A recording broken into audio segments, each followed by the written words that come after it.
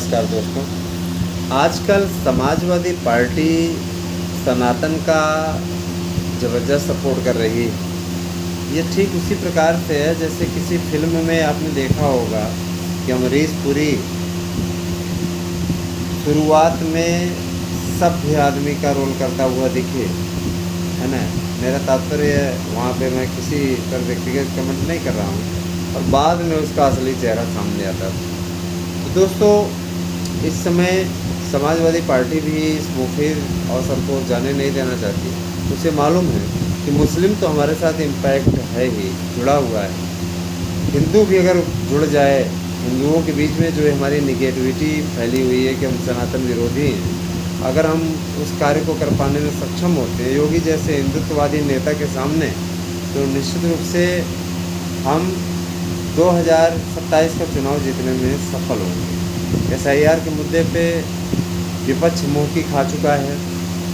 Court ने साफ कर दिया कि किसी भी प्रकार से कोई धांधली नहीं होती है। वोट चोरी जैसे मुद्दे पर भी फटकार लगाई कि इस प्रकार की बातें फैला करके संवैधानिक संस्था को बदनाम न किया जाए। कोर्ट ने साफ तौर पर कहा कि ये अधिकार है चुनाव आयोग का कि वो गलत वोटरों को बाहर करे। तो उसके बाद अब जब से ममता बनर्जी सत्ता से बाहर हुई है, तब से अखिलेश यादव को एक राय दिया कि आप सॉफ्ट हिंदुत्व के दायरे में चलिए। हिंदुओं का वोट इम्पैक्ट हो जाता है सिर्फ यादव बिरादरी को छोड़ करके, है ना। यादव कम्युनिटी मात्र एक ऐसी कम्युनिटी होती है जो कि समाजवादी पार्टी के साथ में हमेशा से रही। जब कार्यसेवकों पर गोली चलवाया तब भी यादव की कम्युनिटी समाजवादी पार्टी के साथ रही थी, है ना। और जब दंगे हुए उसके बाद भी यादव कम्युनिटी ने कभी भी समाजवादी पार्टी से इतर हट करके 1-2% को छोड़ दें तो वोट नहीं दिया। भारतीय जनता पार्टी को कभी वोट नहीं दिया, किसी अदर पार्टी को कभी वोट नहीं दिया। वो हमेशा समाजवादी पार्टी, विशेष तौर पे अखिलेश यादव के साथ में, मुलायम सिंह यादव परिवार के साथ में हमेशा जुटी हुई। चलिए, सबकी अपनी अपनी भावना है, उसमें कोई कुछ नहीं कर सकता है। सबका भाई अपने अपने पसंद है, उसमें कोई कुछ नहीं कर सकता। मित्रों, इस समय भंडारे का आयोजन, रामायण का पाठ, इस तरह तरह के प्रोपेगेंडा आप लोगों को देखने मिल रहे होंगे। आखिर इतना बड़ा बदलाव आया कहाँ से? सबसे बड़ी चीज़ ये कि मौलानाओं के साथ में, जिसका सूत्र बता रहे मौलानाओं के साथ में इनकी बैठक हुई थी, जिसमें मौलानाओं ने साफ तौर पे कहा कि हम मुस्लिम समाज तो आपके साथ में है ही, मुस्लिम समाज के साथ साथ आपको हिंदू समाज को भी लाना होगा। हिंदुओं के समाज में बंटवारा करना होगा वोटों का। अगर आप ध्रुवीकरण करने में सफल होते हैं तो आपको लोकसभा चुनाव जैसा रिजल्ट देखने को मिल सकता है। जब भारतीय जनता पार्टी को डायरेक्ट वहाँ से ले आकर के उसकी 40 सीटें कम कर दी गई और इधर ले आकर के 33 सीटों पटक दिया गया। सहयोगी दलों के साथ 37 सीटें भारतीय जनता पार्टी जीतने में सफल रही, माने आधे से भी कम पे आ गई है। तो उसी तरीके का कुछ नैरेटिव फैलाने की कोशिश इस समय समाजवादी पार्टी के द्वारा की जा रही है। आजकल भंडारे का आयोजन हो रहा है ना। और आजकल मुसलमानों से थोड़ा दूरी दिखाई जा रही है, और ये सब एक सोची समझी रणनीति का हिस्सा है। आपको मालूम होना चाहिए कि जब समाजवादी पार्टी की सरकार थी 2012 से लेकर 2017 तक, जब तक हटे नहीं मई तक, तब तक की ये स्थिति थी कि मुसलमान अपने आप को राजा समझता था। हिंदू किसी भी दरोगा इत्यादि की हिम्मत नहीं होती थी कि उसको हाथ लगाए। आपको प्रतापगढ़ वाला कांड याद है? प्रतापगढ़ में दरोगा साहब पीछे पीछे गए मुस्लिम के, दरोगा साहब को अलानिया मार दिया, कोई कार्रवाई नहीं हुई। भाजपा की जब सरकार आई, भाजपा ने उन अपराधियों का एनकाउंटर कराया। अब सबसे बड़ा मुद्दा ये है कि कानून व्यवस्था ध्वस्त थी। हर एक महीने में दंगे होते थे, जिले वाइज दंगों का शिफ्ट बटा हुआ था। लड़कियां सुरक्षित नहीं थी, है ना। बहन बेटियां बिल्कुल सुरक्षित नहीं थी। यहाँ तक कि अलानिया किसी को भी मार दिया जाता था। अगर यादव है और मुसलमान है तो मजाल नहीं कि उसके खिलाफ कोई FIR हो। मुस्लिम बॉयज़ का पोस्टर लगा करके चलते थे। अगर मुस्लिम और यादव में कभी लड़ाई हो जाती थी तो मुस्लिमों का पक्ष ज़्यादा सुना जाता था। दरोगाओं को थाने के अंदर घुस करके यादव थप्पड़ मार देते थे, मुसलमान थप्पड़ मार देते थे। ये औकात थी। समाजवादी पार्टी का कार्यकर्ता जा करके क्या करता था? दरोगाओं को थप्पड़ मार देता था, उनकी पिस्टल छीन लेता था। ये औकात थी उस समय। समझ लीजिए, कानून व्यवस्था ध्वस्त हो चुकी थी। 72,825 की भर्ती में 4 अरब से ज़्यादा रुपए ले लिए गए। काउंसलिंग कराने की जगह पे उसमें स्टे लगवा दिया गया। अब सोचिए, ये सब सोची समझी रणनीति के अंतर्गत ही तो था। ग्राम पंचायत अधिकारी जैसी वैकेंसीज निकाल करके एक कम्युनिटी, एक यादव बिरादरी के अलावा किसी को नौकरी नहीं दी गई। इसमें यादव बिरादरी के लोगों को ही 90% भरा गया, बाकी बिरादरी वाले पीछे रह गए। लोक सेवा आयोग में जो नरक मचाया गया था, अनिल यादव को ला करके अनिल यादव को अध्यक्ष बनाया गया। अनिल यादव के पास योग्यता तक नहीं थी, लेकिन इस व्यक्ति को अध्यक्ष बनाया गया और अध्यक्ष बनाने के पश्चात जम करके बैकलॉग से भर्ती में जितनी भी लिस्ट निकलती थी उसमें, है ना, हर दूसरा शख्स यादव होता था। युवाओं का गुस्सा इतना भड़का कि जा करके उन्होंने लोक सेवा आयोग के, है ना, वहाँ पे आगे के गेट पे लिख दिया अहिर लोक सेवा आयोग। सोचिए क्या तरीके की क्वालिटी थी। जिस भर्ती के लेकर के आज आप इतने ज़्यादा मुफीद नज़र आ रहे हैं, तैयारी कर रहे हैं, बढ़िया तरीके से सारी चीज़ कर रहे हैं, उन सभी भर्तियों को मेरिट से करने वाली थी ये समाजवादी पार्टी। याद रखिएगा, भूलिएगा नहीं दोस्तों।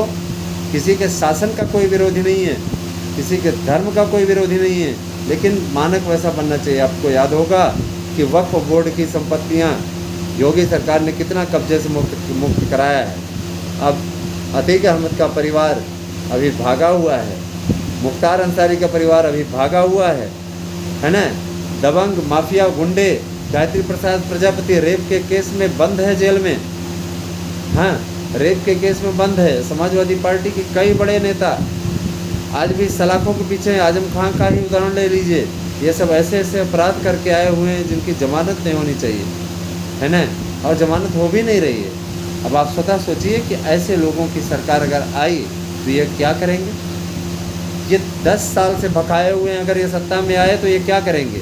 इनका नकली सनातन प्रेम, अपना सनातन प्रेम रख लो भैया, अपने जगह पे रख लो, क्योंकि आप सत्ता में आने लायक नहीं हो। जनता को याद है पश्चिमी यूपी में किस तरीके से वहाँ पे गुर्जर समाज के 2 युवकों की हत्या कर दी गई थी और कोई सुनवाई नहीं हुई थी। हत्यारे मुस्लिम थे, इसलिए कोई कदम नहीं उठाया गया। आप भूल गए क्या कि जब कार सेवकों पर, निरीह कार सेवकों पर, जो कि राम मंदिर के लिए कार सेवा करने जा रहे थे, उन पर मुलायम सिंह यादव ने गोली चलवाई, निरीह युवा मारे गए।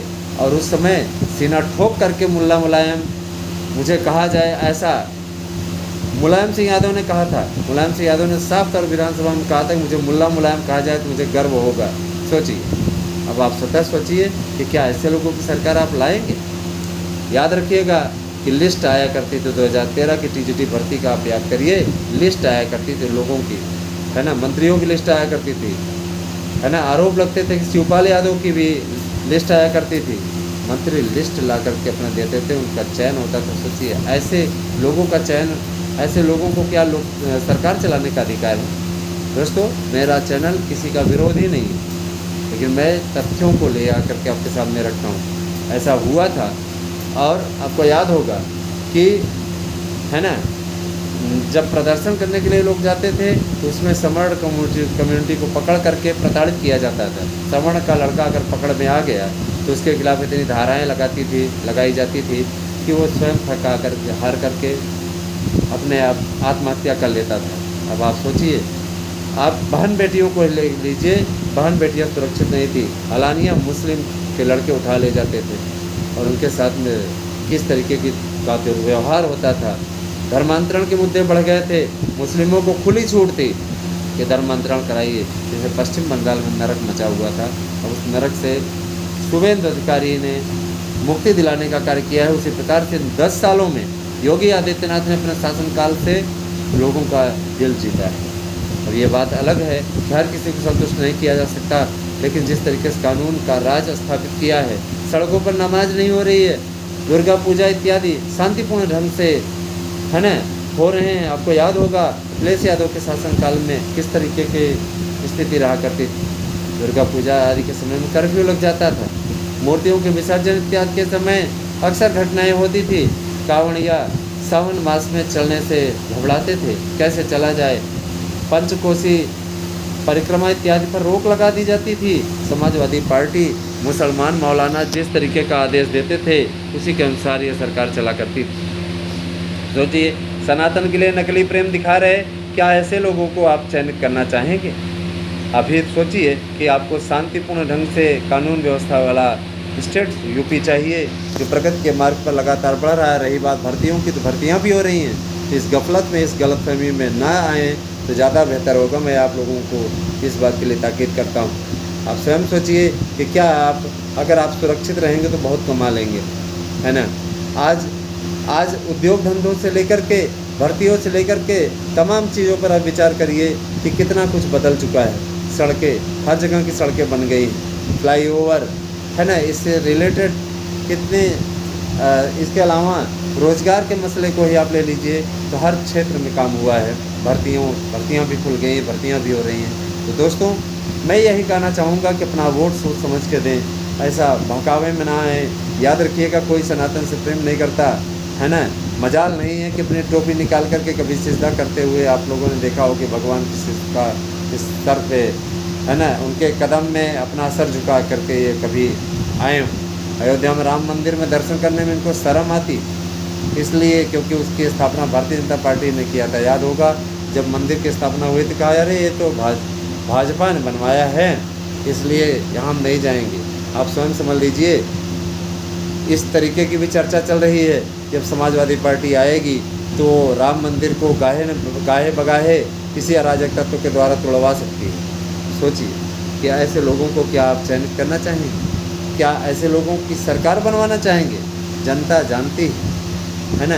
अब ये आपको तय करना है कि आप किसकी सरकार बनवाना चाहते हैं। लेकिन अगर आप शांतिपूर्ण ढंग से व्यवस्था स्थापित करना चाहते हैं तो आप उसके लिए चयन करने के लिए सक्षम हैं, उसमें कहने वाली बात नहीं है। SIR होने के पश्चात जो गड़बड़ वोटर थे उनके नाम को हटा दिया गया है और इससे एक माहौल बना है ना।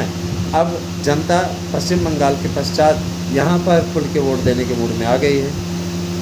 सबसे बड़ी चीज़ ये, हिंदुओं का वोट एकजुट होना।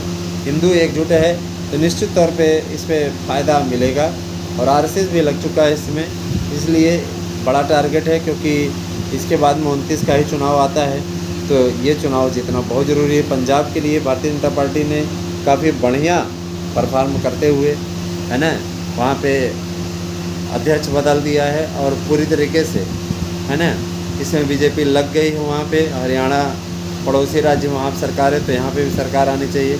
और नशा मुक्ति का आंदोलन चलाने का डिसीजन भारतीय जनता पार्टी ने लिया है।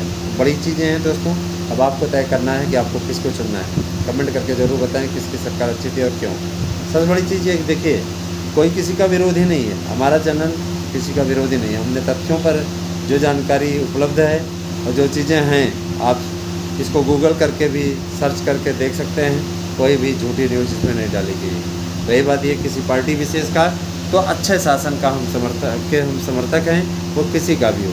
समाजवादी पार्टी की सरकार में शासन मुफीद नहीं था, जनता भी 2 बार मैंडेट दे के चीज़ बता चुकी है और ये मेरा व्यक्तिगत विचार भी है। तो बने रहे हमारे साथ में। कैसी लगी वीडियो कमेंट करके अवश्य बताइए। Thank you.